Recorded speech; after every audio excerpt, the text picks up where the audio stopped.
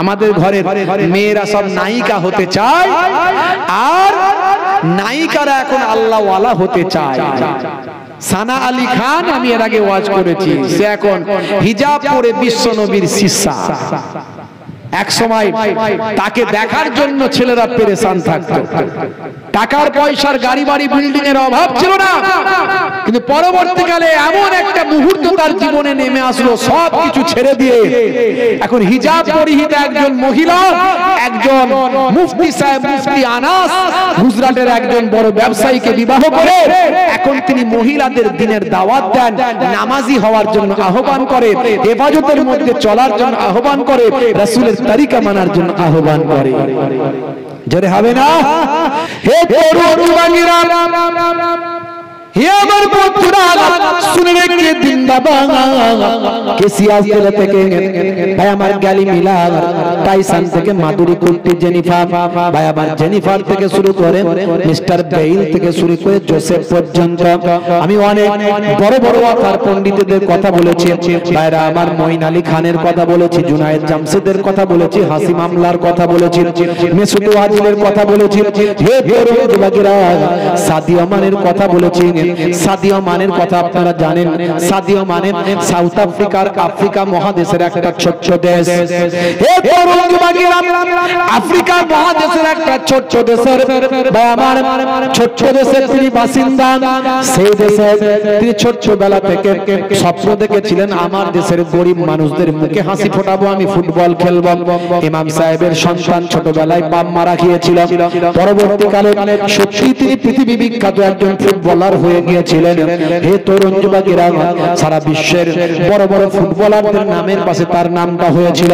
Mesut Wajil, ভাই আমার Lionel Messi, রোনাল্ডোর নাম যখন বলা হবে সাদিয়া মানের নামটা তার পাশে আসে। সাদিয়া মানের ঘড়ির কাঁচটা ফাটা, মোবাইলের কাঁচটা ফাটার, ঘড়িটা কম দামি ঘড়ি। ভাই আমার বিশ্ব মিডিয়া প্রশ্ন করলে তিনি বলেন, আমি অতিরঞ্জিত জিনিস ব্যবহার করি না, আমার যেটুকু প্রয়োজন সেটুকু আমি ব্যবহার করি। হ্যাঁ, আমি সপ্তাহে অন্তত সপ্তাহে কয়েক কোটি টাকা আমি ইনকাম করি, তবে আমি ইচ্ছা করলে কয়েকটি ফেরারি গাড়ি আর কয়েকটা অ্যাপেলের সেট আমি যখন তখন কিনতে পারি, কিন্তু এসব কিনে আমার কি লাভ? আমি ইমাম সাহেবের সন্তান, আমি রাসূলের একজন শিষ্য, এসব আমার কি লাভ? যদি বলো এসব টাকা দিয়ে, তাহলে আমি কি করি? আমার এই ছোট্ট দেশ যেখানে আমার আব্বা বিনা চিকিৎসায় মারা গেছে, চিকিৎসা করানোর সুযোগ পাইনি, আমার পিতা আমার আব্বা যে দেশেতে ছোট্ট দেশ যেখানকার মানুষ অনাহারে অনাহারে দিন কাটায়, খালি পায় একটা বয়স পর্যন্ত বড় হয়, সেই দেশের জন্য, সেই এলাকার জন্য, সেই গ্রামের জন্য আমি আমার টাকাকে অর্থকে কাজে লাগাই। আমার গ্রামে তুমি যদি যাও, সেখানে গিয়ে দেখবেন সেটা আর ছোট্ট গ্রাম নয়, সেটা একটা শহর হয়ে গেছে। আমি সেখানে স্কুল করেছি, কলেজ করেছি, সেখানে মসজিদ করেছি, মাদ্রাসা করেছি, সেখানে হসপিটাল বানিয়েছি, খেলার মাঠ বানিয়েছি, আমি সন্তানদের স্কলারশিপ দিই, পয়সা দিই। এইভাবে আমি আমার গ্রামটাকে, এলাকাটাকে শহর বানিয়ে দিয়েছি। শুধু তাই নয়, আমি অতিরঞ্জিত জিনিস পছন্দ করি না, আমি অতিরঞ্জিত লাইফ স্টাইল করি না, আমি আল্লাহর উপর সুপুরত করি, বিশ্ব নবীর শিষ্যত্ব গ্রহণ করে নবীর আদর্শ মেনে চলি। যেখানে যাই ভাই আমার সাদিয়া মানে পাশাপাশি মসজিদ খুঁজে মসজিদে গিয়ে 5 ওয়াক্ত নামাজটা আদা করে নেয়। ইন্টারনেটে দেখা গেছে সাদিয়া মানে নিজে হাতে মসজিদের টয়লেটটা পরিষ্কার করছে। জোরে হবে না? সাদিয়া মানে যাকে বিবাহ করেছে তিনি একজন হিজাব পরিহিতা একজন মহিলা, তার নাম হলো আয়েশা। বুঝতে পারছেন? আমাদের ঘরের মেয়েরা সব নায়িকা হতে চায়, আর নায়িকারা এখন আল্লাহওয়ালা হতে চায়। সানা আলী খান, আমি এর আগে ওয়াজ করেছি, সে এখন হিজাব পরে বিশ্ব নবীর শিষ্যা। এক সময় তাকে দেখার জন্য ছেলেরা পেরেশান থাকতো, টাকার পয়সার গাড়ি বাড়ি বিল্ডিং এর অভাব ছিল না, কিন্তু পরবর্তীকালে এমন একটা মুহূর্ত তার জীবনে নেমে আসলো, সব কিছু ছেড়ে দিয়ে এখন হিজাব পরিহিত একজন মহিলা, একজন মুফতি সাহেব, মুফতি আনাস গুজরাটের একজন বড় ব্যবসায়ীকে বিবাহ করে এখন তিনি মহিলাদের দিনের দাওয়াত দেন, নামাজি হওয়ার জন্য আহ্বান করে, হেফাজতের মধ্যে চলার জন্য আহ্বান করে, রাসূলের রাসূলের তরিকা মানার জন্য আহ্বান করে। জোরে হবে না? যাদের ভিতর সুন্নাত পাওয়া যায় তারা কেউ পথহারা হয় না। রাসূলের পথে যারা চলে দুনিয়ায় বাতিলের বাধা তারা মানে না। নিশীত রজনীতে সিজদাতে যায় হুসাইনি তাদের নিয়ে ভাবনাতে রয়। বিপদের মাঝে তারা যতই পড়ুক, বিপদের মাঝে তারা যতই পড়ুক, রাসূলের তরিকা ছাড়ে না। যাদের ভিতর সুন্নাত পাওয়া যায় তারা কেউ পথহারা হয় না। জোরে হবে না? এই যে নামাজ, নামাজের মধ্যে আছে সুন্দর ব্যায়াম। গবেষকরা গবেষণা করেছে যে নামাজের থেকে ভালো ব্যায়াম কি হতে পারে। নামাজ যখন আপনি পড়ছেন চোখটা থাকবে দাঁড়িয়ে, যখন আছেন সিজদার জায়গায় থাকবে, রুকুতে যখন যাবেন পায়ের ফাঁকে থাকবে, সিজদায় যখন যাবেন নাকের ডগায় থাকবে। চোখের ব্যায়াম, মস্তিষ্ক থাকবে একেবারে আল্লাহর দিকে রুজু, একটা লক্ষ্য, চোখ থাকবে একটা কেন্দ্রের দিকে। যখন আপনি বারবার যখন সিজদায় যাবেন মাথার ব্যায়াম, মাথা থেকে শুরু করে সারা শরীরের ব্লাড সার্কুলেশন ঠিকঠাক ভাবে হতে থাকবে। নামাজের মধ্যে সুন্দরভাবে যেভাবে নামাজ পড়তে বলা হয়েছে, ধীরে ধীরে নামাজ, প্রত্যেকটা অঙ্গ প্রত্যঙ্গ আপনার ব্যায়াম হবে। আর্থারাইটিস এর প্রবলেম থেকে শুরু করে বড় বড় অসুখ থেকে আল্লাহ হেফাজত করে দেবে। রোজার মধ্যে আছে অটোফেজি, আত্মভক্ষণ। আমি বলছি না ভাইরা আমার, জাপানের বিখ্যাত সায়েন্টিস্ট মিস্টার ওসিনোরি তিনি বলেছেন আত্মভক্ষণ নাম দিয়েছেন গ্রিক ল্যাঙ্গুয়েজে অটোফেজি। এই অটোফেজি মানে আত্মভক্ষণ। আমাদের শরীরের যে নির্জীব নিষ্ক্রিয় কোষগুলো আছে 14 ঘন্টা 15 ঘন্টা শুকিয়ে থাকার কারণে আমাদের শরীরের নির্জীব নিষ্ক্রিয় কোষগুলোকে আমাদের শরীরের সজীব কোষগুলো খেয়ে নিয়ে শরীরকে সুস্থ করে দেয়। নির্জীব নিষ্ক্রিয় কোষ মুক্ত করে, নির্জীব নিষ্ক্রিয় কোষগুলো শরীরের আবর্জনাগুলো পরিষ্কার করে শরীরের কোষগুলোকে আবার নতুন করে সতেজ তরতাজা বানিয়ে দেয়। যারা রোজা রাখে তারা ক্যান্সারের আক্রান্ত থেকে অনেক বেশি হেফাজত পায়। বুঝতে পারছেন? ডান দিকে কাত হয়ে ঘুমাবেন, নবীর নির্দেশ। আমি তো ওয়াজগুলো করে দিয়েছি, আজকে বলবো না। ডান দিকে কাত হয়ে ঘুমাবেন, সায়েন্স বলছে নবী যা বলেছেন ঠিক বলেছেন। বাম দিকে থাকে হার্ট, হার্টের কাজ হলো ব্লাডকে পাম্পিং করা। যদি কেউ বাম দিকে কাত হয়ে ঘুমায়, শরীরের 70 কেজি ওজনটা 90 কেজি ওজনটা হার্টের উপর পড়লে হার্টের ব্লাড সার্কুলেশন করতে সমস্যা হতে পারে, শরীরের বিভিন্ন অর্গানগুলোতে ব্লাড সার্কুলেশনের সমস্যা হতে পারে। তাই ডান দিকে কাত হয়ে ঘুমালে ব্লাডটা সার্কুলেট ঠিকঠাক হয়। নবী ঠিক কথা বলেছেন, ডান দিকে কাত হয়ে ঘুমানো উচিত। জোরে হবে না? কয়েকদিন আগে নিউজ 18 দেখলাম, নিউজ 18 দেখলাম ভদ্রলোক বলছেন যে বসে পেচ্ছাপ করা উচিত। বসে পেচ্ছাপ করলে শরীরের সমস্ত ইউরিনটা ইউরিনাল ড্রাম থেকে ক্লিয়ার হয়ে যায়। 1450 বছর আগে আল্লাহর নবী বলছেন বসে পেচ্ছাপ করো, পেচ্ছাপ করে পবিত্র হও। এখনো পেচ্ছাপ ইউরিন নিয়ে পরীক্ষা হয়, তার মানে ইউরিনে জীবাণু থাকতে পারে। ওই জীবাণু যদি শরীরে লাগে, পোশাকে লাগে, পোশাকটা জীবাণু হয়ে যায়।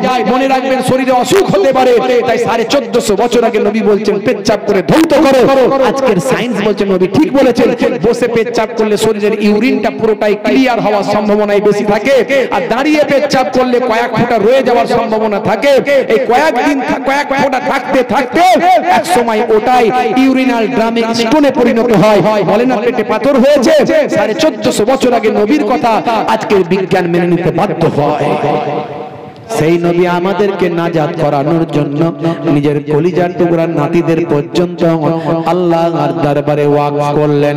বড় পীর সাহেবের দোয়া কবুল হয়, খাজা গরিব নামাজের দোয়া কবুল হয়, নিজামউদ্দিন আউলিয়া হুজুরের দোয়া কবুল হয়, আহমদ সেন হিন্দি হুজুরের দোয়া কবুল হয়, ফুরফুরা শরীফ মুজাদ্দিদুজ জামানের দোয়া কবুল হয়। হে তরুণ যুবকেরা, মুরব্বিয়ানেরা, হযরত ইমাম হাসান আর ইমাম হুসাইন রাদিয়াল্লাহু তাআলা আনহুমা হুজুররা যদি দোয়া করতেন যদি তাদের, তাহলে কি কবুল হতো না? হতো না? হতো না? যদি বলতেন আল্লাহ আমরা মরতে চাই না, আমরা বাঁচতে চাই, আল্লাহ তুমি এজিদদের ধ্বংস করে দাও, বললে কাজ হতো না? হতো না?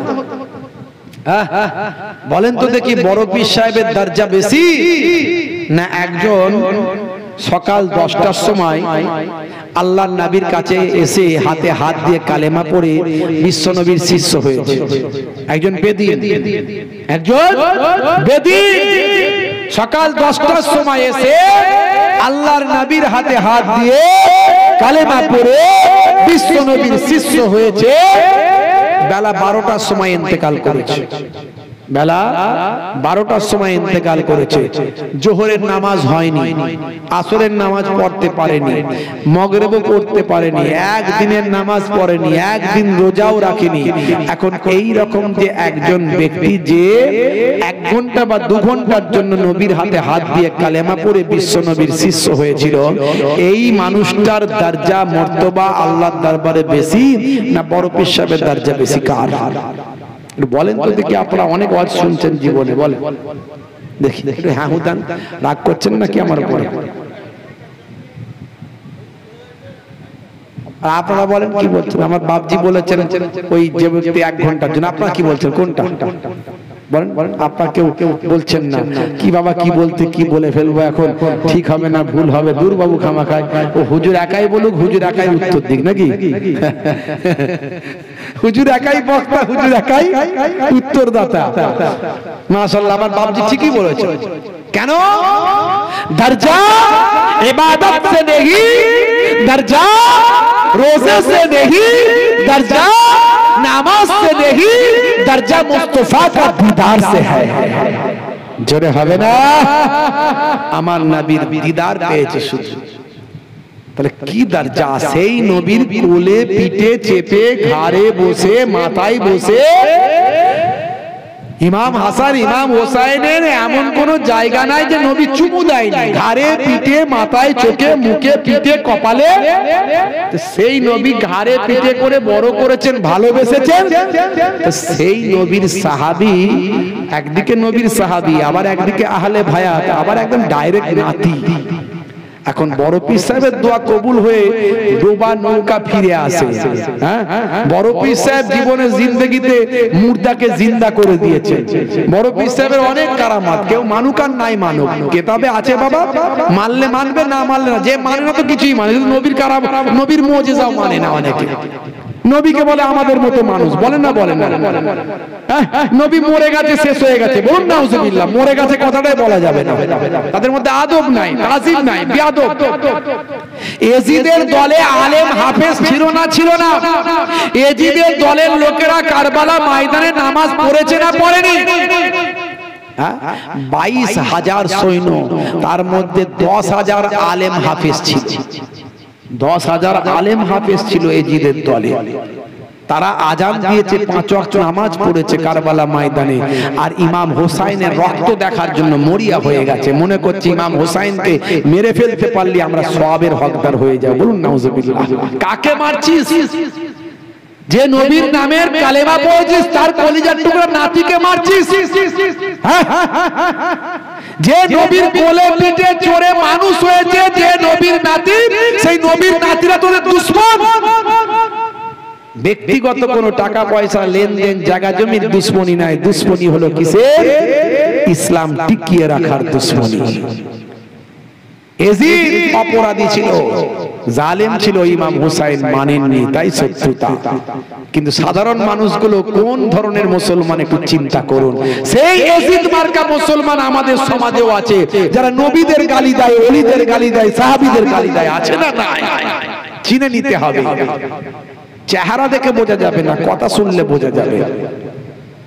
যে বক্তার মধ্যে নবী প্রেম পাবেন না, ওলি প্রেম পাবেন না, আহলে বায়াতের প্রেম পাবেন না, জানবেন এটা এজিদি মুসলমান।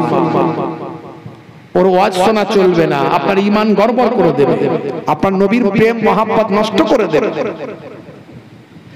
হে তরুণ যুবকেরা, হে আমার বন্ধুরা, শুনে রেখে দিন বাবা, আল্লাহর নবী আল্লাহর রাসূল আর কলিজার টুকরা নাতিদের উৎসর্গ করলেন আল্লাহর দরবারে ইসলামকে জিন্দা করার জন্য, নামাজকে প্রতিষ্ঠা করার জন্য, রোজাকে প্রতিষ্ঠা করার জন্য, সুদ ঘুষ হারাম ভাই আমার যত রকম অপরাধ আছে সেগুলো থেকে মুক্ত করার জন্য।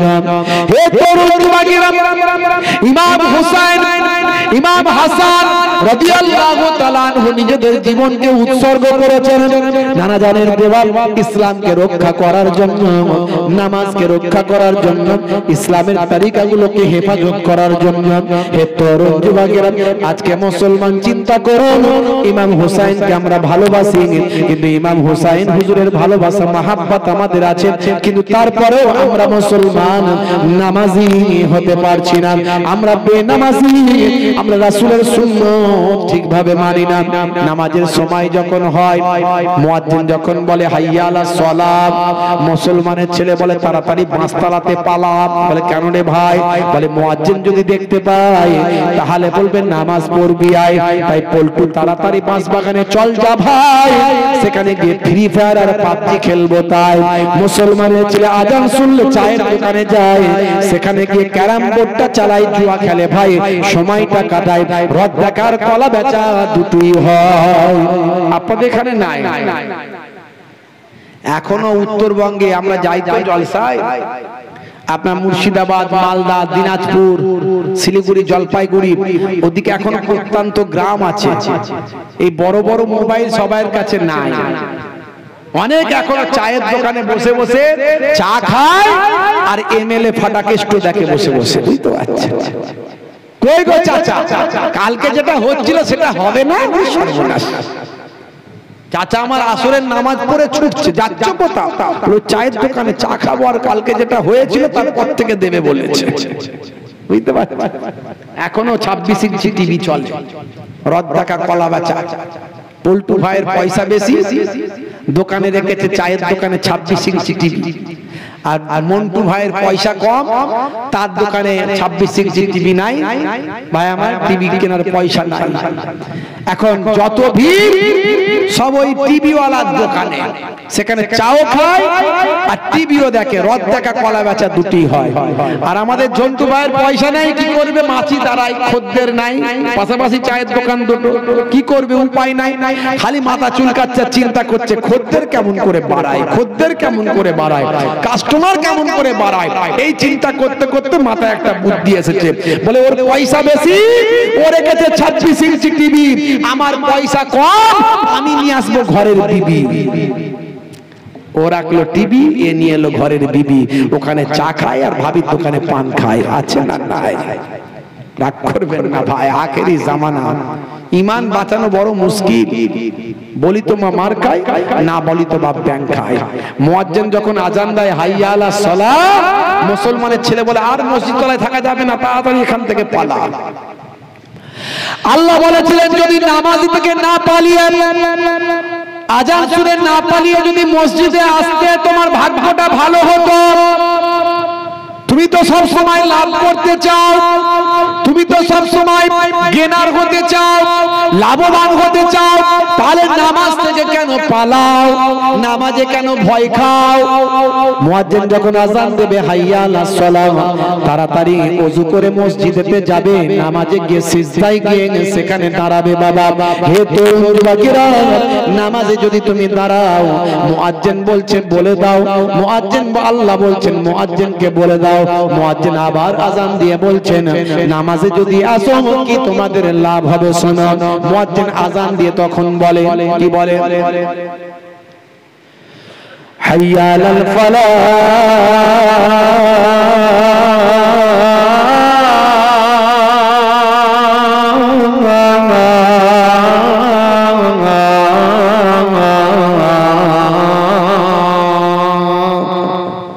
জোরে হবে না সুবহানাল্লাহ? মুয়াজ্জিন যখন আযান দিয়ে বলে যদি নামাজে আসো, আল্লাহ বলে দিয়েছেন নামাজে যদি আসো আমার আল্লাহ তোমাকে লাভবান করবে, কামিয়াবি দান করবে, কল্যাণ দেবে। হাইয়া আলাল ফালাহ মানে কল্যাণের দিকে আসো, কামিয়াবির দিকে আসো। লাভবান হতে চাও তো মসজিদেতে আসো।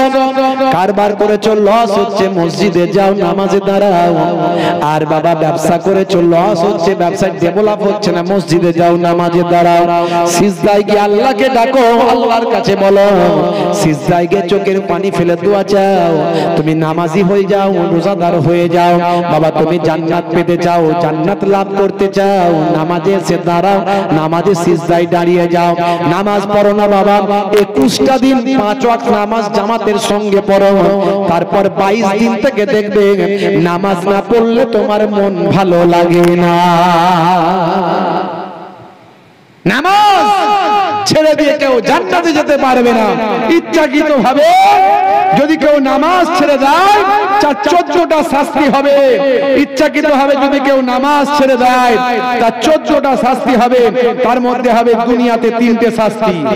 দুনিয়াতে 3টে শাস্তি হবে। একটা হলো তার মওতটা হবে অত্যন্ত অপমানের সঙ্গে মৃত্যু হবে। অত্যন্ত অপমানের সঙ্গে বেইজ্জতির সঙ্গে তার মৃত্যুটা হবে। মওতের সময় চেহারাটা তার খারাপ হয়ে যাবে, বেইজ্জতির মওত হবে। 2 নাম্বার ক্ষুধার্ত অবস্থায় মারা যাবে। 3 নাম্বার পিপাসা অবস্থায় মারা যাবে। বাকিগুলো আমি আর বলছি না, ইন্টারনেটে আছে সব। 14টা শাস্তি, তার মধ্যে দুনিয়াতে 3টে শাস্তি। বান্দা নামাজ পড়ো, আঁকড়ে ধরো, ছেড়ো না নামাজ এই জীবনে, করো না কাজা হবে যে সাজা, দোজখ ঠিকানা আখিরাতে, দোজখ ঠিকানা আখিরাতে। ফজর গেল ঘুমে ঘুমে, জোহর বেলাতে কাজ, আসর গেল তাসার আদায়, মাগরিব হেলা ফেলাই। ফজর গেল ঘুমে ঘুমে, জোহর বেলাতে কাজ, আসর গেল তাসার আদায়, মাগরিব হেলা ফেলাই। নামাজ তোমার সঙ্গের সাথী, নামাজ হলো গোরের বাতি, নামাজ বিনা এই দুনিয়ায় সবই যে বৃথা। বান্দা নামাজ পড়ো, আঁকড়ে ধরো, ছেড়ে না নামাজ এই জীবনে, করো না কাজা হবে যে সাজা, দোজখ ঠিকানা আখিরাতে, দোজখ ঠিকানা আখিরাতে। আল্লাহ তাআলা দোজখের ঠিকানা থেকে, জাহান্নাম থেকে আমাদের হেফাজত করুন। বলুন আল্লাহুম্মা আমিন। বলুন না আল্লাহুম্মা আমিন। কারা কারা নামাজি হবে একটু হাত তুলে দেখান তো দেখি। মাশাআল্লাহ, হাত তুলেন দেখি, হাত তুলেন। ক্যান্সার হতে পারে, টিউমার হতে পারে, প্যারালাইজড হতে পারে, হার্ট অ্যাটাক করতে পারে, অ্যাক্সিডেন্টে মৃত্যু হতে পারে, বড় বড় অসুখ হতে পারে। এই হাত আল্লাহর দরবারে তুলছি। কাজা হলে কাজা পড়বে, কিন্তু নামাজ ছাড়বেন না। বলুন ইনশাআল্লাহ, বলুন ইনশাআল্লাহ। নারে তাকবীর, নারে তাকবীর। মাশাআল্লাহ, নামাজ ছাড়বেন না। কাজা হলে কাজা পড়বেন। দাঁড়িয়ে নামাজ পড়তে পারেন না, বসে পড়বেন। বসারও ক্ষমতা নাই, শুয়েও পড়তে হবে, শুয়ে শুয়েও নামাজ পড়তে হবে। নামাজে কোনো ছাড় নাই, নামাজে কোনো ছাড় নাই, নামাজে কোনো মার্সি নাই। ঈমানের পরে সবচেয়ে আগে যেটা নিয়ে আপনাকে প্রশ্ন করা হবে সেটা হলো বান্দা নামাজ পড়তে, বান্দা নামাজ পড়তে। 82 বার আল্লাহ বলছেন নামাজের কথা, ওয়াকিমুস সালাত, ওয়াকিমুস সালাত। আপনার মনে করেন আপনি চাকরি করেন, ব্যবসা করেন, যাই করেন, একটা আপনার উপরে যদি কেউ আপার লেভেলে কেউ থাকে, সে যদি 82 বার আপনাকে একটা কাজ বলেছে, আপনি সেই কাজটা করেননি, তার রাগটা কতটা হবে একবার ভাবুন। রাগটা কতটা হবে? হ্যাঁ, দিনের বেলা চাঁদ দেখে পেছনে একটা লাথি মারবে, কথা ঠিক না ভুল? দিনের বেলা চাঁদ দেখাবে, দেখে পেছন দিকে লাথি মারবে। হ্যাঁ, বলবে গেট আউট, সব মেনে নেবো। 82 বার ধরে বলেছি, মানলি না। নামাজ ছাড়বেন না বাবা। কত বলবো আমি? বিগ ব্যাং থিওরি বলেছি, বুঝতে পারছেন? বিগ ব্যাং থিওরি কোরআনে পাওয়া যায়, আমি বলেছি। আর সূরা আম্বিয়া 30 নম্বর আয়াত খুলবেন, বিগ ব্যাং থিওরি আপনি পাবেন। সূরা রহমান আপনি খুলবেন, এই যে পৃথিবী, সূর্য, ভায়ামা, চাঁদ, যে যার নিজের কক্ষপথে ঘুরছে। আগে বিজ্ঞানীরা বলতো যে পৃথিবী সূর্যের চারিদিকে, সূর্য পৃথিবীর চারিদিকে ঘুরছে, প্রথম বিজ্ঞানীরা বলতো। তারপরে কোপার্নিকাস, গ্যালিলিওরা এসে বলল না না, পৃথিবী সূর্যের চারিদিকে ঘুরছে। এখন আবার নাসা, ইসরোর বিজ্ঞানীরা বলছে না না, কেউ কারো চারিদিকে নয়, যে যার নিজের নিজের লাইনে ঘুরছে। আর 1450 বছর আগে আল্লাহ এটা আগেই বলেছেন। সূরা রহমান আপনি খুলবেন, খুলে পাবেন। সূরা রহমানে আল্লাহ বলছেন আশ-শামসু ওয়াল কামারু বিহুসবান, সূর্য এবং চন্দ্র যে যার নিজের কক্ষপথে ঘুরে বেড়ায়। কত বলবো আমি? ভাইরা আমার, অনেক এগুলো বলে দিয়েছি। আপনি ইসলাম যদি মানেন আপনার উপকার, আমার দায়িত্ব বলার কর্তব্য বলে গেলাম। বলি তো মার খাই, না বলি তো ব্যাগ খাই। महाराज गजब हो गया, ये क्या हुआ? बोलते कुछ बिहार को बेल्लाल सिंह ने जबरदखल कर लिया। बोलते कुछ बचा? बोलते हाँ, लजामुद्दीन सिंह ने बच गया। बोले जाओ उसे बेगमपुर थाने में बंद कर दो। কেউ কিছু বুঝতে পারলো না, মহারাজ বুঝলো আর মন্ত্রী বুঝলো। আসলে ক্লিয়ার একটু বলে দিই, এই পুরুলিয়ার দিকে আগেকারের যুগে একজন রাজা ছিল, কুচে খেতে ভালোবাসতো। কুচে খেতে ভালোবাসতো, ডিনারে লাঞ্চে সব সময় কুচে চাই। বাবুর্চির উপর অর্ডার ছিল। বাবুর্চি প্রতিদিন বিভিন্ন রেসিপিতে তৈরি করত, বিভিন্ন স্টাইলে তৈরি করত।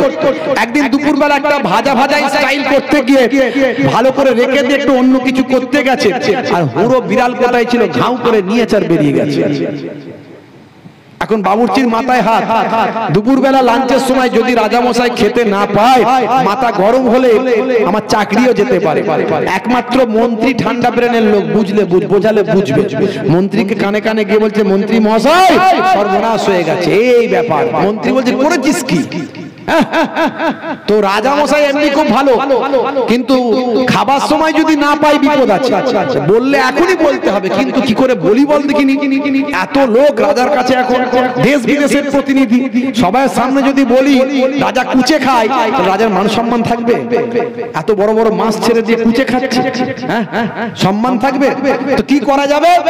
এখন মন্ত্রী মাথা চুলকে চিন্তা করছে, এমন ভাবে বলতে হবে যাতে আমি বুঝি আর রাজা বুঝি, আর না কেউ বুঝতে পারে। তো মন্ত্রী গিয়ে, তখন মন্ত্রীর তো পারমিশন আছে, যখন তখন যেতে পারে। তো গিয়ে বলছে, महाराज गजब हो गया। बोले क्या हुआ?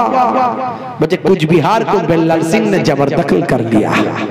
बोलते कुछ बचा? बोलते लजामुद्दीन सिंह ने बच गया। बोले जाओ उसे बेगमपुर थाने में बंद कर दो। बोलते महाराज सर्वनाश हो गया। बोले की হয়েছে? बोलते कुचे के बिराले খেয়ে নিয়েছে। कुछ बिहार को बेल्लाल सिंह ने जबरदखल कर लिया। बोलते कुछ बचा? কিছু বেঁচেছে? बोलते हाँ, लजामुद्दीन सिंह ने बच गया, মানে লেজটা বেঁচে গেছে। बोलते जाओ उसे बेगमपुर थाने में बंद कर दो, মানে যাও ওটাকে বেগুন দিয়ে চচ্চড়ি করে ফেলো। তো মহারাজ বুঝলো আর মন্ত্রী বুঝলো। হুজুর 2 ঘন্টা কবিতা ছলে গজল দিয়ে এই বলে সেই বলে ওয়াজ করে দিয়ে গেল। ওই মহারাজ আর মন্ত্রী বুঝলাম মতো, যে বোঝার বুঝবে আর যে না বোঝার সে বুঝবে না। সকাল থেকে যেমন চলছিল তেমনই চলবে। বরং যেদিনে ওয়াজ শোনে সেদিনে সকালবেলা লটারি করবে, আবার বেশি টাকার লটারি কাটে। বলে এত ছোট হুজুরের নাতি এসেছিল রে ফুরফুরা শরীফের, আবার পিননগরী হুজুরের পোতা, আহলে বায়াতের খানদান নাকি, হ্যাঁ কোরাইশ খানদান। আরে বাপ রে বাপ, ওয়াজ শুনেছি, বুঝতে পারছিস, আজকে একটু লটারিটা কেটে দেখি লাগে কিনা। হ্যাঁ, আবার যাবার সময় মসজিদের বক্সে আবার 10 টাকা গলিয়ে দিয়ে যাচ্ছে। আল্লাহ গো আমরা জানি কাটতে নাই, কিন্তু কি করব বলো, কি করব বলো? একবার যদি তুমি 5 লাখ লাগিয়ে দাও, এমন নামাজি হয়ে যাবো তুমি ধরতেই পারবে না। মসজিদের বক্সে 10 টাকা গলিয়ে দিয়ে চাচা আমার লটারির টিকিট কাটতে যাচ্ছে, বুঝতে পারছেন? হাই রে, রাগ করবেন না। হে তরুণ যুবকেরা, হে আমার বন্ধুরা শুনে রেখে দিন বাবা, জেনে রেখে দেন। এমন সময় দেখতে পাওয়া যায়, দেখতে দেখতে দেখতে দেখতে ভাইরা আমার তরুণ যুবকেরা হযরতে বাবা জিবরাইল ফেরেশতা বলে দিয়ে গেলেন। বলে দেওয়ার পরে হযরত জিবরাইল ফেরেশতা চলে গেলেন আম্মা জান ফাতেমা তুজ-জোহরা রাদিয়াল্লাহু তাআলা আনহা, জননী মা, গর্ভধারিণী মা, কাঁদতে কাঁদতে শুনতে পেয়ে জানতে পেরে কাঁদতে কাঁদতে আল্লাহর নবীর কাছে এসে হাজিরা দিলেন।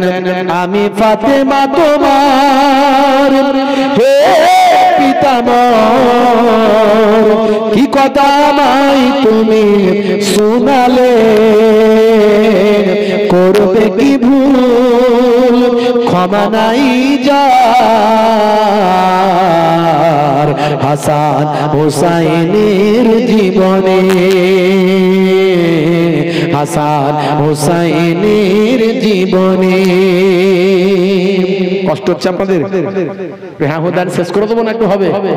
কি বলছেন বলেন? আচ্ছা কারা কারা চান না হাত তুলে দেখান দেখে।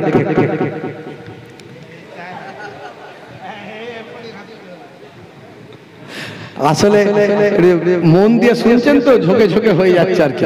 তো একটু আর 15 মিনিট 20 মিনিট হবে না, শেষ করে দেবো? হবে হবে হবে, মাশাআল্লাহ। আগে তাকবীর দাও দেখি, নারায়ে তাকবীর। হে তরুণ যুবকেরা, আল্লাহর নবী বললেন বেটি ফাতেমা নাসাবারি করো না, ধৈর্য হারা হয়ে যেও না, অপেক্ষা করো।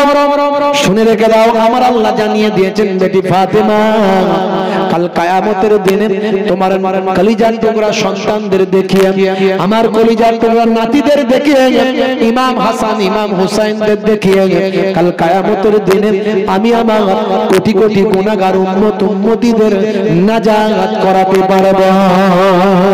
আল্লাহ রাব্বুল আলামিন বলেছেন, ও বেটি ফাতেমা নাসাবারি করবে না, ধৈর্য হারা হয়ে যাবে না। আল্লাহর নবীর কলিজার টুকরা কন্যা চোখের পানিটা মুছে নিয়ে বললেন, আব্বাজান নাসাবারি করব না, ধৈর্য হারা হব না, সাবার করে নিলাম। দেখেছেন এমনি জান্নাতের মহিলাদের সরদারিনী মা ফাতেমা আমার আপনার ঘরের মহিলা হলে কি করতে একবার ভাবুন তো দেখি। হে তরুণ যুবকেরা, বন্ধুরা আমার একটু ভাবুন। এমন সময় আম্মা জান ফাতেমা বললেন, আব্বাজান সবর করে নিলাম, ধৈর্য ধারণ করলাম, কিন্তু একটা কথা জানতে চাই। কি মা ফাতেমা, কি জানতে চাও একবার বলো। সেই সময় আম্মা জান ফাতেমা বলতে লাগলেন, আব্বাজান আব্বাজান আব্বাজান, আমার সন্তানদের উপর এত বড় মুসিবত যখন চলবে, তখন কি আপনি আখিরি জামানার পয়গম্বর দুনিয়ার জমিনে হায়াতে থাকবেন? আল্লাহর নবী চোখ ভরা পানি নিয়ে, বুক ভরা বেদনা নিয়ে বললেন, বেটি ফাতেমা রে, তোমার সন্তানদের উপর, কলিজার টুকরা আমার নাতিদের উপর এত বড় মুসিবত যখন আসবে, সে সময় আমি রাসূলুল্লাহ দুনিয়ার জমিনে থাকব না। আব্বাজান তাহলে আমার সওহার, আমার স্বামী, আপনার কলিজার টুকরা জামাতা আসাদুল্লাহিল গালিব, শেরে খোদা আলী মুর্তজা কারামাল্লাহু ওয়াজহু, তিনি কি দুনিয়ায় থাকবেন? না না, ও বেটি ফাতেমা, সেই সময় আমার জামাতা আসাদুল্লাহিল গালিব, শেরে খোদা আলী মুর্তজা, আমার হযরতে আলী মুর্তজা, তিনি দুনিয়ার জমিনে থাকবেন। ইয়া রাসূলুল্লাহ, হাবিবাল্লাহ, আব্বাজান সে সময় আমি জননী মা, গর্ভধারিণী মা, আমি কি দুনিয়ায় থাকব? না বেটি ফাতেমা, ও বেটি ফাতেমা, সবার করো, ধৈর্য ধারণ করো, সেই সময় তুমিও দুনিয়ায় থাকবে না। আম্মা জান ফাতেমা আবার ঢুকরে কেঁদে উঠলেন, আব্বাজান তাহলে কে আমার সন্তানদের জন্য একটু চোখের পানি ফেলবে? কে আমার সন্তানদের জন্য একটু আহাজারি করবে? কে আমার সন্তানদের জন্য একটুখানি বেদনা জ্ঞাপন করবে? আল্লাহর নবী বললেন, বেটি ফাতেমা সবর করো, কাল কিয়ামত পর্যন্ত আমার কোটি কোটি উম্মত উম্মতি দুনিয়ার জমিনে থাকবে, যারা আমার আশিক হবে, যারা আমার পাগল হবে, তোমার সন্তানদের ভালোবাসবে, তোমার সন্তানদের মহব্বত করবে, তোমার সন্তানদের জন্য কাল কিয়ামত পর্যন্ত আমার উম্মত উম্মতিরা চোখের পানি ফেলবে। তবে চোখের পানি ফেলা মানে গা দিয়ে রক্ত বের করা নয়, লাঠি খেলা নয়। এদিন আবার দেখলাম, বুঝতে পারছেন, লাঠি তো খেলছে খেলছে আবার নাটক হচ্ছে, নাটক। সে নাটক দেখলে লোকে হেসে অস্থির, বুঝতে পারছেন? নাটক করছে, কিসের নাটক? না কারবালার নাটক হচ্ছে। হাজার হাজার লোকের সামনে ঢোল বাজিয়ে, তবলা বাজিয়ে, মিউজিক দিয়ে, লাঠি নিয়ে নিজেদের মধ্যে ঠোকাঠুকি করে, আবার সেখানে আগুন জ্বালাচ্ছে। কখন? বুঝতে পারছেন কত কি করছে, সে আর শুনে মানে কি আর বলবো। এইভাবে সোহাদা হুজুরদের ভালোবাসা হয় না। সোহাদা হুজুরদের ভালোবাসলে তাদের কথা মানুষের কাছে ছড়িয়ে দিন, তাদের আখলাক চরিত্রকে মানুষের কাছে ছড়িয়ে দিন। তারা ইসলামের জন্য যে খেদমত করেছে মানুষকে জানান, মানুষের মধ্যে তাদের প্রেম ভালোবাসা জাগান, তাদের জন্য চোখের পানি ফেলুন, তাদের জন্য নামাজ পড়ুন, তাদের জন্য রোজা রাখুন, তাদের জন্য মানুষকে দান করুন, সাদকা করুন, গরিব মানুষদের, দুস্থ মানুষদের সেবা করুন, তাদের খুশি করার জন্য এই কাজগুলো করুন। রক্ত বের করে, শরীর থেকে রক্ত বের করে ভালোবাসা হয় না। এমনি তো শরীরের উপরে জুলুম করতে আল্লাহ নিষেধ করেছেন। আল্লাহ রাব্বুল আলামিন নিষেধ করে দিয়েছেন, লা তুলকু বিআইদিকুম ইলা তাহলুকাত, তোমরা তোমাদের জীবনকে ধ্বংসের দিকে এগিয়ে দিও না। মাথা কাটছে, গায়ে রক্ত বের করছে, ছুরি দিয়ে কাটছে, ছোট্ট বাচ্চার মাথায় আঘাত করে রক্ত বের করছে, এর নাম ইসলাম নয়। কোরআন হাদিস দিয়ে ইসলাম চলে, নিজের মন গড়া ইসলাম চলে না। কোরআন হাদিস দিয়ে ইসলাম চলে, নিজের মন গড়া, নিজের বাপদত্ত পুরুষের ধর্মের ইসলাম চলে না। ইসলাম চলে কোরআন হাদিস। কোরআন হাদিসের মধ্যে আছো, ইসলামে আছো। কোরআন হাদিসের বাইরে চলে গেছো, ইসলাম থেকে বাদ।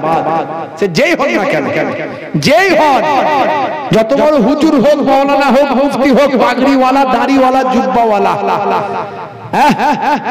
ভাইরা আমার, এজিদের যুগের বড় বড় আলেম হাফেজ, তারাও তো বড় বড় আলেম, আবার নবীর যুগের মানুষ, সাহাবীদের যুগের মানুষ, ইসলাম থেকে বাদ, ও দাম কিছু না। বুঝতে পারছেন? হে তরুণ যুবকেরা, হযরত ইমাম হাসান রাদিয়াল্লাহু তাআলা আনহু জীবনের শেষ রাত, 45 বছর বয়স। হে জওয়ান যুবকেরা, 49 হিজরি, 45 বছর বয়স, জীবনের শেষ রাত। হযরত ইমাম হাসান রাদিয়াল্লাহু তাআলা আনহুকে জালেমেরা বারবার বিভিন্ন কারণে বিষ পান করিয়েছে। এবারে ভক্ত ভালোবাসার মানুষেরা হযরত ইমাম হাসান রাদিয়াল্লাহু তাআলা আনহুকে ঘিরে রেখেছে। আর পানি যখন পান করবেন তখন সিল কেটে পানি দেওয়া হবে। কলসের মুখে সিল করা হয়েছে, পূজোর মুখে সিল করা হয়েছে। যখন হুজুর পানি চাইবেন সিল করে, সিল কেটে পানি দেওয়া হবে। বারবার হুজুরকে জালেমেরা বিষ পান করিয়েছে, প্রত্যেকবারে তিনি বিষ পান করে আখিরি জামানার পয়গম্বর নানা জানের রওজা মোবারক পর্যন্ত গেছেন।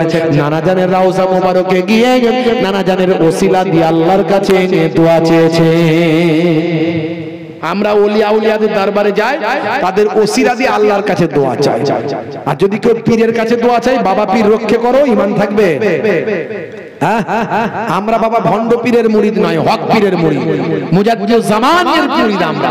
দাদা হুজুর পীর কেবলাকে মানি আমরা। তিনি ভণ্ড ছিলেন না, বরং এশিয়া মহাদেশের আলেমদের মধ্যে তিনি একজন অন্যতম আলেম ছিলেন।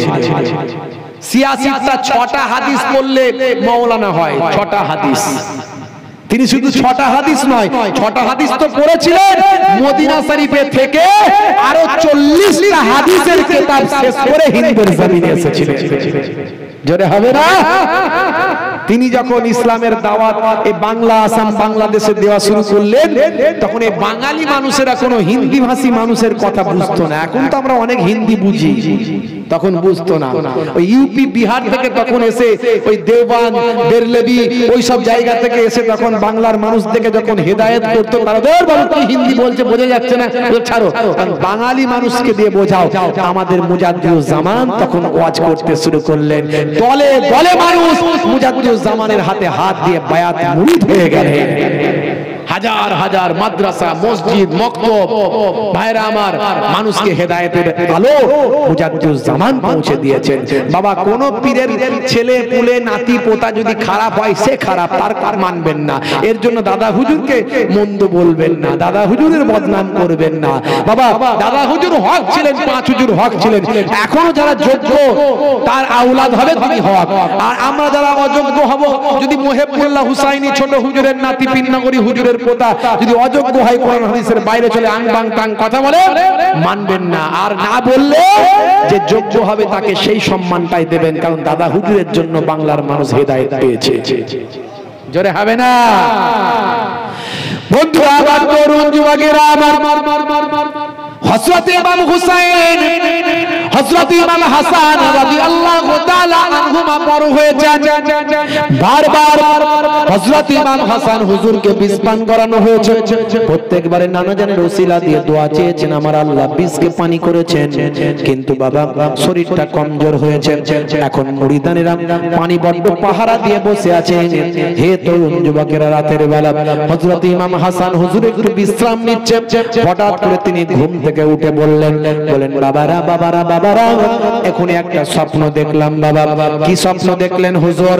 আহারে আমার আহলে বায়াতের কলিজার টুকরা সন্তান, আহলে বায়াতের কলিজার টুকরা উজ্জ্বল নক্ষত্র হযরত ইমাম হাসানের কথা তারা বলেন, কি স্বপ্ন দেখলেন হুজুর? সেই সময় হুজুর বলেন, বাবারা এখনই আমি স্বপ্ন দেখলাম আল্লাহর জান্নাতের ভিতরে প্রবেশ করেছি। জান্নাতের ভিতরে গিয়ে দেখে একটা কুরসিতে বসে আছেন নানা জান, আর একটা কুরসিতে বসে আছেন আব্বা জান, আর একটা কুরসিতে চেয়ারে বসে আছেন আম্মা জান। নানা জান ডাক দিয়ে বলেন, ভাই হাসান, ভাই হাসান চলে এসো, চলে এসো। আর কতদিন দুনিয়ার জমিনে থাকবে ভাই?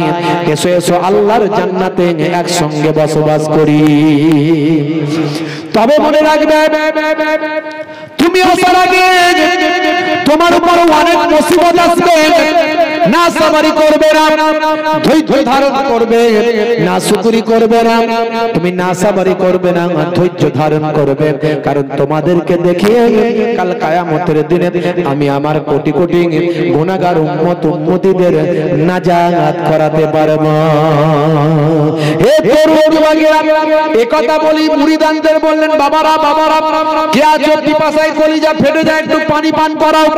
মহব্বতের একজন মুরিদ নবী ভাই আমার আহলে বায়াতের ভালোবাসার আশিক হুজুরকে ভালোবাসা দিয়ে ছুটে গিয়ে নিজেই পূজোর সিলটা কেটে পানিটা দিলেন। হুজুর যখন পানি পান করলেন বললেন, বাবারা বাবারা কি পানি পান করালে গো বাবা, কি পানি পান করালে? আমার সারা শরীরটা মনে হচ্ছে বিষ হলহল জহর ঢুকে গেল, সারা শরীরটা কেটে যেন টুকরো টুকরো হয়ে যাচ্ছে বাবা। প্রত্যেকবারে আমি বিষ পান করে নানা জানের রওজা পর্যন্ত গেছি, এবারে মনে হয় নানা জানের রওজা পর্যন্ত যাওয়া আর হবে না। পাকাল মাছের মতো তরপাতে লাগলেন, বললেন যাও বাবা, আর হাতে বেশি সময় নাই, আল্লাহর যেটা ইচ্ছা ছিল সেটাই হয়েছে। নানা জান নাসাবারি করতে বারণ করেছেন, নানা জান সাবার করতে বলেছেন, নানা জান ধৈর্য ধারণ করতে বলেছেন। যাও আমার ভাই ইমাম হুসাইনকে আওয়াজ দাও, ডাক দাও, আমার অন্তিম অবস্থাটা তার কাছে জানা। ইমাম হুসাইন হুজুর ছুটে ছুটে আসছেন, বড় ভাই যান, বড় ভাই যান, আবার আপনাকে বিষ পান করেছে। কাঁদতে কাঁদতে এসে মাথাটা জানু মোবারকে নিয়ে বলে, বড় ভাই যান একবার বলেন কোন জালেম আপনাকে বিষ পান করালো? আমি তার সঙ্গে লড়াই করব, প্রতিশোধ নেব, তার আমি প্রতিশোধ নেব। ইমাম হাসান হুজুর বললেন, না না না, প্রতিশোধ নিতে হবে না ভাই, নানা জান সবর করতে বলেছেন, এই স্বপ্ন দেখেছি ভাই। আল্লাহ হয়তো এইভাবে আমার মওত রেখেছেন, যদি আমি যদি হায়াতে বাঁচি আমি তার সঙ্গে বোঝাপড়া করব, আর যদি না বাঁচি আল্লাহ যদি আমাকে তুলে নেন, আমার নানি জানকে সালাম দেবে, দিয়ে বলবে নানা জানের পাশে যদি আমার রওজাটা হয় ভালো, আর যদি না হয় আম্মা জানের পাশে জান্নাতুল বাকিতে করে দিও। জোরে বলুন সুবহানাল্লাহ। 61 ভাই আমার 49 হিজরি 45 বছর বয়সে ইমাম হাসান রাদিয়াল্লাহু তাআলা আনহু শেষ নিঃশ্বাস ত্যাগ করে দুনিয়ার জমিন ছেড়ে জান্নাতবাসী হয়ে গেলেন। ইন্না লিল্লাহি ওয়া ইন্না ইলাইহি রাজিউন। অনেক বড় ঘটনা, তো সংক্ষেপে বলে দিচ্ছি ছোট করে।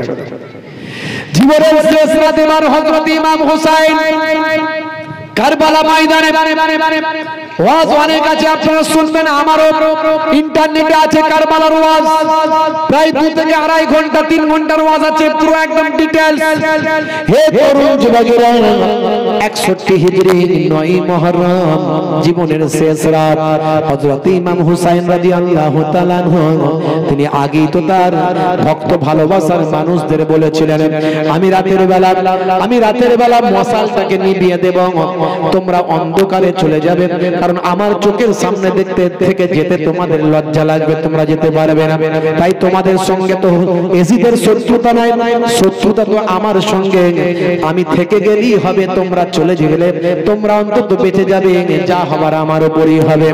সেই সময় ইমাম হুসাইন রাদিয়াল্লাহু তাআলা আনহু ভাই আমার রাতের বেলা তাঁবুর ভিতরে মশালটা বন্ধ করে দিলেন।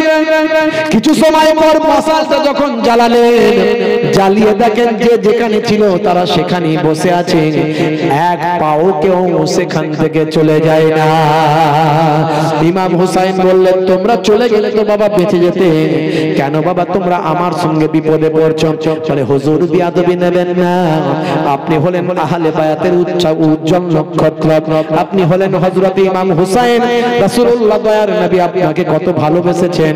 আজকে আপনার বিপদের সময় যদি পাশ থেকে সরে যায়, চলে যায়, আমরা কাল কিয়ামতের দিনে রাসূলের দরবারে আমরা মুখ দেখাতে পারবো না। যে যায় কারবালার উপর দিয়ে ফোরাত নদীর পানি আনতে, সেই শহীদ হয়ে যায়। হে তরুণ যুবকেরা, আলী আকবর শহীদ হয়ে গেল, আব্দুর রহমান, আব্দুল ওয়াহাব, হে তরুণ যুবকেরা, হযরত কাসেম রাদিয়াল্লাহু তাআলা আনহুম তারা সব শহীদ হয়ে গেল। পানি আনতে গিয়ে সব শহীদ হয়ে গেল। নবী বংশের মানুষকে কয়েকদিন থেকে পানি দেওয়া হয়নি, ফোরাত নদীটা আটকে দেওয়া হয়েছে।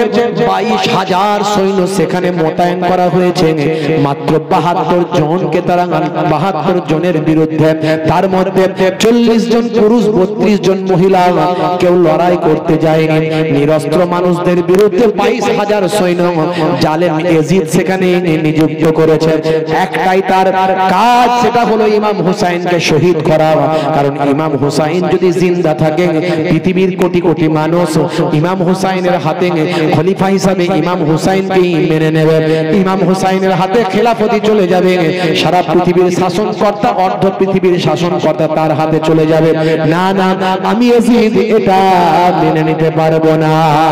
হে তরুণ যুবকেরা, 61 হিজরি 9 মুহররম, বন্ধুরা আমার, তরুণ যুবকেরা শুনে রেখে দিন, রেখে দিন, রাতের বেলা আল্লাহর কালামুল্লাহ পাক তেলাওয়াত করছেন ইমাম হুসাইন, আর তাঁবুর ভিতরে বাড়ির মহিলারা যারা হায়াতে আছেন তারাও তেলাওয়াত করছেন। হে জওয়ান যুবকেরা, ইমাম হুসাইন হুজুর একটু তান্দ্রা ভাব, চোখটা লেগে গেছে।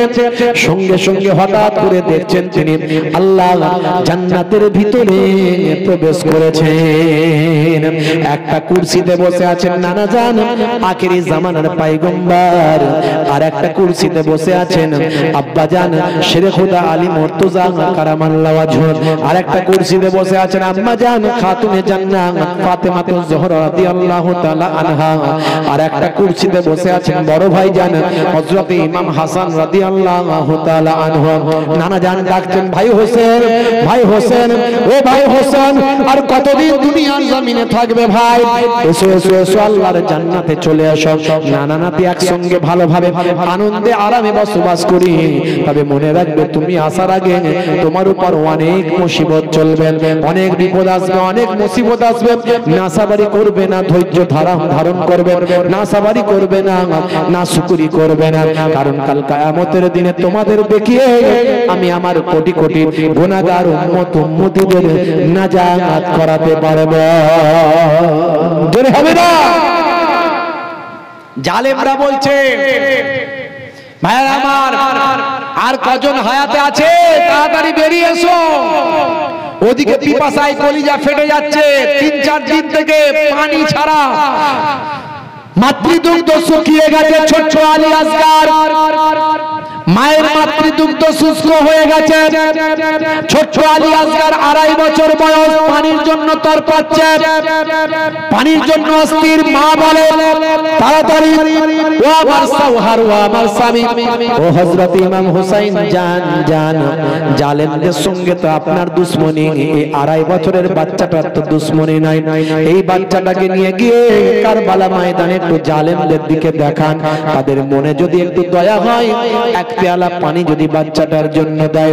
হে তরুণ যুবকেরা, ইমাম হুসাইন হুজুর বললেন, হে আমার জাওজা, হে আমার প্রিয়তমা, আমি নবীর খানদানের সন্তান, সেই খানদানের রক্ত আমার শরীরে।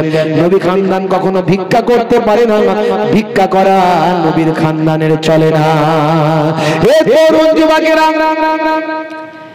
আম্মা জান বলছেন, হযরত ইমাম হুসাইন রাদিয়াল্লাহু তাআলা আনহুর স্ত্রী বলছেন, আম্মা জান বলছেন, হে আমার সাওহার, পানি চাওয়া কোনো ভিক্ষা নয়। ফোরাত নদীর পানি জালেমরা আটকে রেখেছে, সেই পানি আপনি চাইবেন।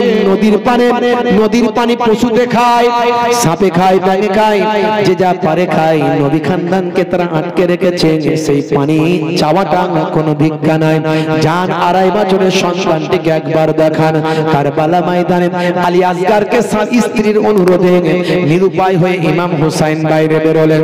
বেরিয়ে বললেন, বাবারা, যুদ্ধ করার জন্য এখন বেরোইনি, এখন বেরিয়েছি আমার এই ছোট্ট আলী আসগার দুধের শিশু বাচ্চাটাকে দেখানোর জন্য বেরিয়েছি। তোমাদেরকে জানে দয়া মায়া নাই, তোমরা কি কোনো ঈমানদার নও? হে তরুণ যুবকেরা, একবার তো ভাবুন, ইমাম হুসাইনের মুখ থেকে বেরিয়েছে, তোমরা তো ঈমানদার কি নও? তারা ভাই আমার মুসলমান ছিল, তারা হাফেজ ছিল, তারা আলেম ছিল, তারা দাড়িওয়ালা ছিল, তারা নামাজি ছিল, তারা রোজাদার ছিল, কিন্তু তারা ঈমানদার ছিল না। ইমাম হুসাইন বললেন, তোমরা কি ঈমানদার নাও? বাবা, যদি ঈমানদার তোমরা হও, আমার এই কলিজার টুকরা দুধের শিশু 2.5 বছরের সন্তান, এই বাচ্চাটা তো কোনো অন্যায় করেনি, কোনো ভুল করেনি, এই বাচ্চার সঙ্গে তো কোনো দুশ্মনী নাই। এই বাচ্চাটাকে যদি এক পেয়ালা পানি দাও, হাউজে কাউসারের মালিক হবেন আমার নানা জান। কাল কিয়ামতের দিনে হাউজে কাউসারের মালিক হবেন আমার নানা জান। ইন্না আতাইনা কাল কাউসার, আমার আল্লাহ কোরআন মাজিদে বলেছেন, সেদিন আমি আমার নানা জানকে বলে, আমরা তোমার এই পানির বদলা তোমাকে চুকিয়ে দেব। ওরে এদিদ সেনা, এই দেখনা, পিপাসাই কাতরাই মোর ছেলে, কোনো দয়া নাই, তীর সে চালাই আলী আসগারের ওই বুকেতে, আলী আসগারের ওই বুকেতে, আলী আসগারের ওই বুকেতে, আলী আসগারের ওই বুকেতে। জালেমদের কোনো দয়া হলো না, কোনো দয়া হলো না। জালেমরা তখন একটা বিষাক্ত তীর আলী আসগার রাদিয়াল্লাহু তাআলা আনহু, ছোট্ট 2.5 বছরের নবী খানদানের উজ্জ্বল প্রদীপ, লক্ষ্য করে সিনা বরাবর ছোট্ট দেহটিতে ভাই আমার তীরটা নিক্ষেপ করে দিল। তীরটা এফর ওফর হয়ে গেল, ভিক ধরে রক্ত বেরোতে শুরু করলো। কারবালা ময়দানে ইমাম হুসাইন হুজুরের চেহারা লালে লাল হয়ে গেল, সারা শরীরটা রক্তাক্ত হয়ে গেল। ইমাম হুসাইন হুজুরের কোলে দিন তার পাতে পিতার কোলে পুত্র আলী আসগার শহীদ হয়ে জান্নাতি হয়ে যান। ইন্না লিল্লাহি ওয়া ইন্না ইলাইহি রাজিউন। স্ত্রীর কাছে নিয়ে এসে বলে, এই নাও তোমার কলিজার টুকরা সন্তান, পানি খাওয়াতে পাঠিয়েছিল, দেখো দুশমনরা কি করেছে। পানি আল্লাহ দুনিয়ার জমিনে নবী খানদানকে লিখে রাখেননি, পানি আল্লাহ জান্নাতের জান্নাতি পানি, জান্নাতি শরবত আমার আল্লাহ নবী খানদানে তাকদীরে রেখেছেন। হে তরুণ যুবকেরা, জালেমরা বলে, তাড়াতাড়ি বেরিয়ে আসো হুসাইন, আজকে তোমার সঙ্গে আমাদের লড়াই হবে। আর এটার সঙ্গে লড়াই করবো না, একদম তোমার সঙ্গে, তোমাকে এবার হত্যা করতে চাই, শহীদ করতে চাই। 61 হিজরি 10ই মুহররম জুম্মার দিন শুক্রবার, ইমাম হুসাইন রাদিয়াল্লাহু তাআলা আনহু আরবের বুকে এমন কোন যোদ্ধা ছিল না শেরে খোদা আলীর সঙ্গে লড়াই করতে পারে, আর এমন কোন কারবালা ময়দানে যোদ্ধা নাই যে হযরত ইমাম হুসাইনের সামনে দাঁড়াতে পারে। ইমাম হুসাইন বীর যোদ্ধা, একেবারে সেই ঈমানি চেতনা নিয়ে এবারে উদ্বুদ্ধ হয়ে গেলেন। বুঝতে পারছেন ভাইরা আমার, যুদ্ধের মনোভাব ঈমানি শক্তি নিয়ে ইমাম হুসাইন সেই নানা জানের দেওয়া পাগড়ি মাথায় দিয়ে আর সেই যুদ্ধের পোশাক পরে নিয়ে হাতে সেই নানা জানের দেওয়া তলোয়ার, যেটা আব্বাজানকে দিয়েছিলেন জুলফিকার, শেরে খোদা আলীর সেই জুলফিকার তলোয়ার হাতে দিয়ে দুলদুল ঘোড়ার উপর সওয়ার হয়ে স্ত্রীর সঙ্গে দেখা করে, সকল পরিবারের সঙ্গে দেখা করে সান্ত্বনা দিয়ে ময়দানে কারবালার উপর দিয়ে ঘোড়া ছুটিয়ে তড়িৎ গতিতে চলতে লাগলেন। কারো ক্ষমতা হচ্ছে না ইমাম হুসাইনের সামনে যায়। যে কটা তীর নিক্ষেপ করেছিল ঢাল দিয়ে রুখে দিলেন, কেউ বর্ষা ফিকেছিল ঢাল দিয়ে রুখে দিলেন। ভাইরা আমার, যে কটা সামনে ইমাম হুসাইনকে শহীদ করে পুরস্কার নেওয়ার ইচ্ছা করেছিল, সে কটাকে সামনে থেকে ঘোড়ার উপর থেকে চলতে চলতে কচু কাটা করলেন, করে একেবারে ফোরাত নদীতে পৌঁছে গেলেন। সেখানে গিয়ে পানিতে নেমে গেলেন, পিপাসায় কলিজা ফেটে যায়। কয়েকদিন ধরে পানি এক ফোঁটাও পেটে যায়নি। পানিটা যখন তুলছেন খাবেন বলে, পানির ভিতরে ছবি উঠছে সেই আলী আসগারের, পানির ভিতরে ছবি উঠছে সেই কাসিমের, পানির ভিতরে ছবি উঠছে সেই আলী আকবর রাদিয়াল্লাহু তাআলা আনহু, পানির ভিতরে ছবি উঠছে সেই আব্দুল ওয়াহাবের। হে তরুণ যুবকেরা, যারা নবী বংশের খানদান সন্তান, সেই আমার ছোট্ট ছোট্ট বাচ্চাগুলোর চেহারা ফুটে উঠছে, যারা পানির জন্য শহীদ হয়ে গেল। আমি হুসাইন কেমন করে পানিটা পান করতে পারি? পানি তুলছে আর পানি পড়ে যাচ্ছে।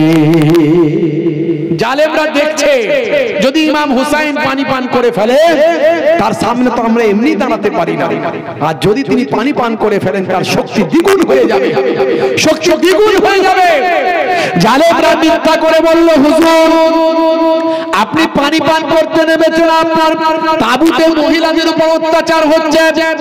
আল্লাহর নবীর কলিজার টুকরা নওয়াজ রাসূল হযরত ইমাম হুসাইন রাদিয়াল্লাহু তাআলা আনহু সঙ্গে সঙ্গে পানি খাওয়া বাদ দিয়ে দুলদুল ঘোড়ায় বসলেন, এক চাবুক দিলেন, তড়িৎ গতিতে আবার ভাই আমার তাবুর সামনে চলে আসলেন। দেখেন না তাবুতে মহিলারা সহি সালামত আছে। আবার ময়দানে কারবালার উপর দিয়ে যান, ঘোরতর যুদ্ধ শুরু হলো, ভয়ঙ্কর যুদ্ধ শুরু হলো। ইমাম হুসাইন হুজুরকে চারিদিক থেকে ঘিরে ফেলা হলো, কিন্তু ইমাম হুসাইনের সামনে কেউ টিকতে পারে না। কয়েক হাজার জালেমকে তিনি জাহান্নামের দোরগোড়ায় পাঠিয়ে দিয়ে সুনান বিন নাখির বল্লামের আঘাতে জমিনে পড়ে গিয়ে শেষ নিঃশ্বাস ত্যাগ করলেন। ইন্না লিল্লাহি ওয়া ইন্না ইলাইহি রাজিউন। সুনান বিন নাখির বল্লামের আঘাতে তিনি ইন্তেকাল করেছিলেন, শহীদ হয়েছিলেন। ভাই আমার, আর পরে বলা হয়েছে সিমার, জালেম সিমার তার গর্দানটা কেটে নিয়ে গিয়ে, ভাই আমার গর্দান মোবারক কেটে নিয়ে গিয়ে এজিদের কাছে, ওবাইদুল্লাহ বিন জিয়াদের কাছে নিয়ে গিয়েছিল। ভাইরা আমার, এই যে ইতিহাসটা বললাম, এটা হলো আকবর শাহ খান নাজিবাবাদের লেখা তারিখুল ইসলাম থেকে। বড় বড় বিজ্ঞ বিজ্ঞ ঐতিহাসিকরা তার ইতিহাস লিখেছেন। আর এই সমস্ত ঘটনাকে নিয়ে যারা এই বিষাদ সিন্ধুর মতো উপন্যাস তৈরি করে, এগুলো একেবারে জুলুম করে, খারাপ জিনিস করে, অন্যায় করে, অপরাধ করে, নবী বংশের শান ইজ্জতকে নষ্ট করে। এরা গুনাহগার হবে যারা এই যে হাসান হুসাইন হুজুরদেরকে নিয়ে যারা কাওয়ালি করছে, গান বাজনা করছে, তাদেরকে নিয়ে পরিহাস করছে, মজা করছে, মানুষকে আনন্দ দিচ্ছে, এগুলো চরম অন্যায় কাজ করছে। বুঝতে পারছেন, এগুলো অপরাধ, এগুলো ইসলামে জায়েজ নয়। মনে রাখবেন ভাইরা আমার, তারা দুনিয়ার জমিন থেকে শহীদ হয়ে গেলেন বটে, কিন্তু তারা হারেননি, বরং জিতে গেলেন। জেনে বলেন, তারা শহীদ হয়ে জিতে গেছেন, এটাই ব্যতিক্রম। তারা মৃত্যুর মধ্যে দিয়ে জয়লাভ করেছেন, কারণ তারা ইন্তেকাল হয়ে সারা বিশ্বের মুসলমানের মধ্যে ঈমানকে জাগ্রত করে দিয়েছে। অল্প কিছুদিনের মধ্যে এজিদ ধ্বংস হয়ে গিয়েছিল, ওবাইদুল্লাহ বিন জিয়াদকে সব মেরে ফেলা হয়েছিল। ভাই আমার, ওই যে যত রকমের যে জালেমগুলো ছিল, এই মারওয়ান থেকে শুরু করে, সিমার থেকে শুরু করে, সুনান বিন নাকি থেকে শুরু করে কেউ বাঁচেনি। অল্প দিনের মধ্যে নবী প্রেম মানুষের রক্তকে টকবক করে ফুটিয়েছিল। অল্প দিনের মধ্যে যে জালেমরা ইসলামকে ধ্বংস করতে চেয়েছিল তারা ধ্বংস হয়ে গিয়েছিল। আবার নবী পাকের রেখে যাওয়া শোহাদা হুজুরদের রেখে যাওয়া ইসলাম পুনরায় জিন্দা জীবিত হয়ে গিয়েছে। অনেক ঘটনা বললাম না, শেষ করলাম। এজিদের মৃত্যু ভয়ঙ্কর মৃত্যু হয়েছিল, ইন্টারনেটে আছে, দেখবেন শুনবেন, আমি বলেছি, বুঝতে পারছেন। এজিদ কাবা ঘরেও আগুন লাগিয়ে দিয়েছিল। এজিদ মসজিদে নববীতে ঘোড়া বাঁধার জায়গা করেছিল। মসজিদে নববীতে গিয়ে সেখানে মদিনা শরীফে অনেক মানুষকে শহীদ করেছিল। কাবা ঘরের ওখানে গিয়ে কাবা ঘরে আগুন লাগিয়েছিল এবং মক্কা শরীফের অনেক মানুষকে শহীদ করেছিল। এজিদের একটা মারাত্মক রোগ আল্লাহ দিয়েছিল, বুঝতে পারছেন, পানির পিপাসা। লোকে বলতে লাগলো এ নবী খানদানকে পানি খেতে দেয়নি, তাই আল্লাহ ওর পিপাসা লাগিয়ে দিয়েছে। এত পানির পিপাসা, এই পানি খেলো আবার পানি দাও। পানির পিপাসা এত পায়, আর পানি খেলি পেট জ্বলে, পেট জ্বলে, হু করে পেট জ্বলে। লোকে বলে ও কাবা ঘরে আগুন লাগিয়েছে, আল্লাহ ওর পেটেও আগুন লাগিয়ে দিয়েছে, বুঝতে পারছেন। এই তার রোগ ছিল, মারাত্মক রোগ। বেশি দিন বাঁচলো না, এই রোগেতেই সে শেষ, বুঝতে পারছেন। অল্প কিছুদিনের মধ্যেই সে মারা গেল, দুনিয়ার জমিন থেকে বিদায় নিল। ও এজিদ একজন জালেম, এজিদ একজন অপরাধী। কেউ কেউ বলেছেন এজিদ কাফের। চার ইমামের এক ইমাম বা দুই ইমাম তারা বলেছেন কাফের। আমিও মনে করি যারা এত বড় নিষ্ঠুর, এত বড় জালেম, নবীর খানদানকে এভাবে শহীদ করেছে, ভাইরা আমার, সে মদ্যপান করতো, সে অশ্লীল কাজ করতো, সে কখনো মুমিন হতে পারে না, বুঝতে পারছেন ভাইরা আমার। তরুণ যুবকেরা আমার, অনেকে এজিদকে আবার রাদিয়াল্লাহু তাআলা আনহু বলে, বুঝতে পারছেন।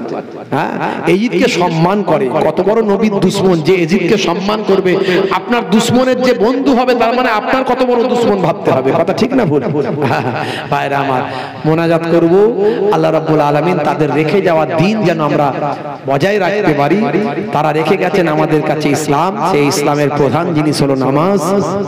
আর একটা কথা বলবো, সুন্নতের মধ্যে সবচেয়ে বড় সুন্নত হলো মুখের দাড়ি। মুখের কি জোরে বলেন? দাড়ি।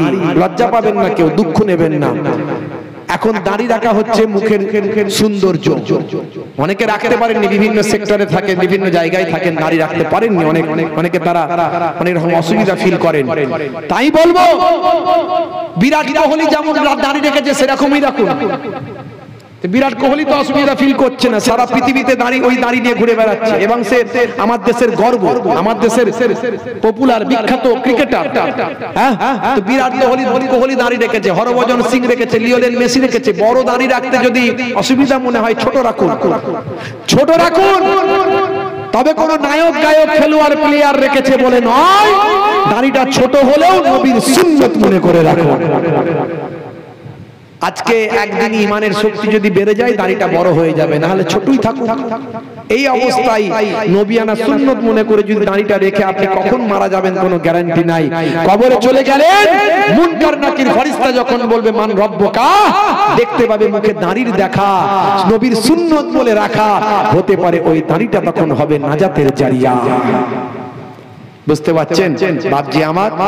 এখন দাড়ি ফ্যাশন, দাড়ি সৌন্দর্য।